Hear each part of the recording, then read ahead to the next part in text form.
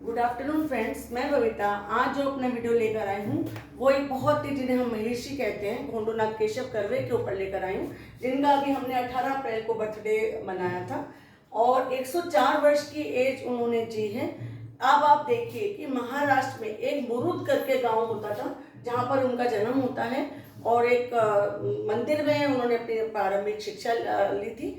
भजन गाते थे। उनको बचपन से इतना ज़्यादा पढ़ने का शौक था कि उन्होंने इतना कुछ करके छोड़ दिया है कि उन्हें भारत रत्न मिलता है, उन्हें हमारा जो सबसे बड़ा अवार्ड सिविल अवार्ड है वो उन्हें मिलता है, पद्म विभूषण मिलता है। और 4 उनके बेटे थे, जो कि एक डॉक्टर था, एक मैथमेटिशियन था। उन्होंने विधवा विवाह के लिए इतना ज़्यादा काम किया है कि उस इतना अपोज उन लोगों ने उनको किया, लेकिन बाद में वही लोग उनके पीछे पीछे चले। आज हम उन्हें बहुत ही सम्मान के साथ याद करते हैं। उनका पूरा नाम घोंडूनाथ केशव कर्वे था। महाराष्ट्र में मुरुड नाम की एक जगह पे पैदा होते हैं। 18 अप्रैल 1857 को जन्म होता है। डेथ होती है उनकी 9 नवंबर 1962 को।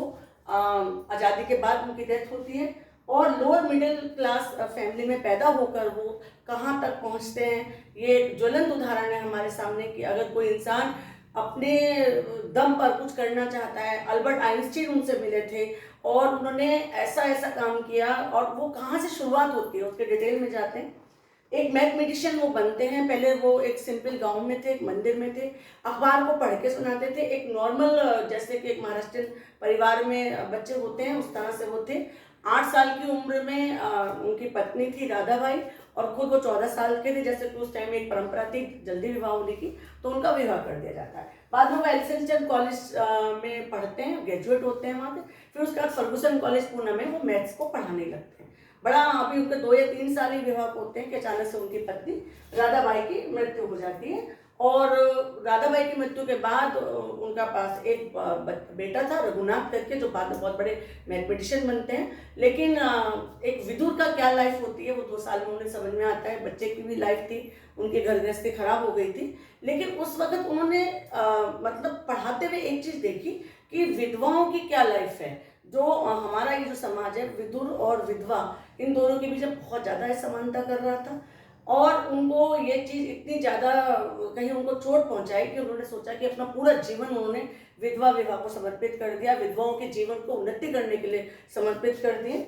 1895 में जापान में यूनिवर्सिटी थी, जो कि टोटल वुमेन्स यूनिवर्सिटी थी, उस मॉडल से प्रभावित हुए। और उसके बाद वो भारत में पहली वुमेन यूनिवर्सिटी की स्थापना करते हैं। उसकी बात अभी मैं आगे बताती हूँ। पहले एक तब क्या होता है कि जब उनकी पत्नी की मृत्यु हो जाती है, तो 2 साल बाद वो फिर एक दूसरा विवाह करते हैं। और उसके बाद गोंदूबाई एक लेडी थी, विधवा थी, उससे विवाह करते हैं। और उसके बाद उसी साल वो एक विधवा मंडली, उत्तेजक मंडली की स्थापना भी करते हैं। और अपने ही गांव में वो विधवाओं के लिए स्कूल खोलते हैं, जिसमें सबसे पहले स्टूडेंट उनकी अपनी भाभी थी, जो कि उनकी भाभी पहले स्टूडेंट थी। और मैंने अभी आपसे बताया कि जापान की यूनिवर्सिटी से प्रभावित थे, तो वो एक विठल दास करके एक व्यक्ति थे, ठाकरे थे, समाज सेवी थे बहुत बड़े। उनसे 15 लाख रुपए की उन्हें ग्रांट मिलती है, जिससे कि वो एक बहुत बड़ा कॉलेज खोलते हैं। एस.एन.डी.टी. नाथू भाई दामोदर यूनिवर्सिटी उन्होंने बनाते हैं।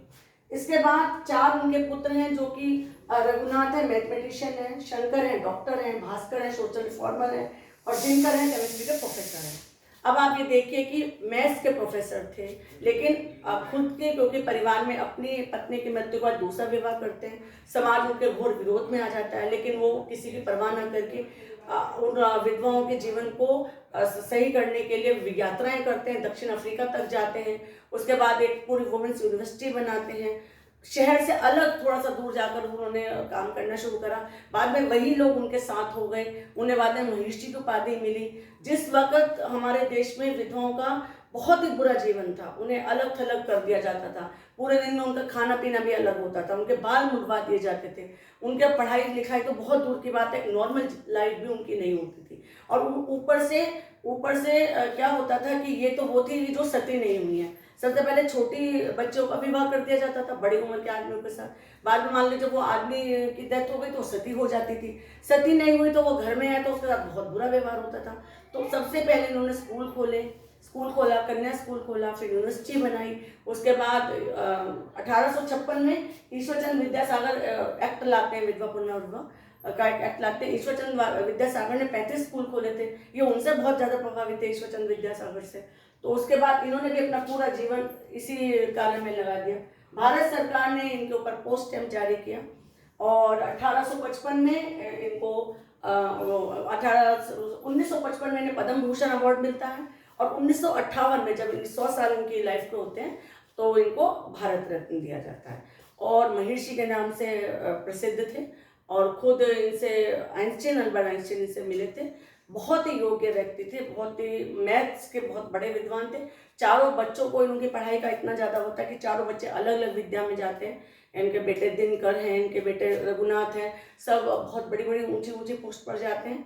और इस तरह से समाज से अलग जाकर, जैसे राजा राम मोहन राय ने सती प्रथा को खत्म किया हमारे देश में, ईश्वरचंद विद्यासागर ने विधवाओं के विवाह को प्रोत्साहन करके एक्ट बनवाया, इसी तरह से इन्होंने पहली वुमेन्स यूनिवर्सिटी हमारे इंडिया में बनाई। इन्होंने खुद एक उदाहरण दिया, डी.के. कर्वे इनका शॉर्ट नाम है, उदाहरण दिया कि खुद विधवा से विवाह किया, उसका पूरी जिंदगी इन्होंने विधवाओं के ही लाइफ को सुधारने में लगा दी। आज भी विधवाओं की स्थिति उतनी बुरी तो नहीं है, लेकिन आज भी कोई खास नहीं है। हमें समाज में ये चीज़ बदलनी चाहिए, क्योंकि एक इंसान के तौर पर उनकी लाइफ भी आगे चलती है। पढ़ती हैं तो पढ़ें, नौकरी करना चाहती हैं तो नौकरी करें, अपनी लाइफ को बनाएं। वृंदावन एक हमारे यहाँ ऐसा जगह है जहाँ अभी भी आप जाके देख सकते हैं कि जैसे वो मंदिर बांके बिहारी का मंदिर है, ऐसे विधवाओं का भी एक पूरा वहाँ पे पूरा एक आश्रम है। तो ये बार बार मैं समाज में घोर असमानता के विरुद्ध बोलती हूँ। तो ये मुझे आज ये लगा कि डी.के. कर्वे, जो कुछ भी लोग जिन्होंने लेडीज़ की स्थिति को सुधारने में अपना पूरा जीवन लगा दिया, बाद में उन्हें भारत रत्न मिलता है, उन्हें सम्मान करते हैं, उन्हें नमन करते हैं और आने वाली पीढ़ी को बताते हैं कि कैसे कैसे लोगों ने कष्ट सह के समाज से अलग जाकर बाद में ऐसे ऐसे बड़े बड़े काम किए हैं कि आज मैं उनको याद करते हैं। आज मैं यहीं पे बयान को विराम करती हूँ। नमस्कार।